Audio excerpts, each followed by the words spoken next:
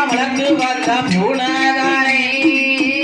அந்த பூனை கூட மலடாச்சு நான் வீட்டில தான் வளர்ந்து வந்த அந்த காராம்பசு மலடாச்சு நான் வாசலில வச்சதோரு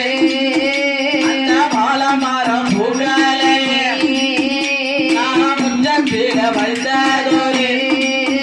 அந்த முருகமரம் பூக்களையே நான் தெருவில வைத்ததோரு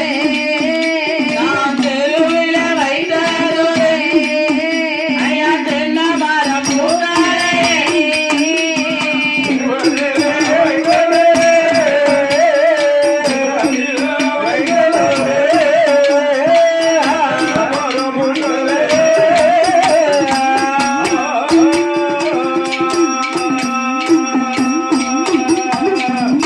அப்படி என்று நாகக்கண்ணி வெண்கொடியால் நாகராஜரை பார்த்து சொன்னார்.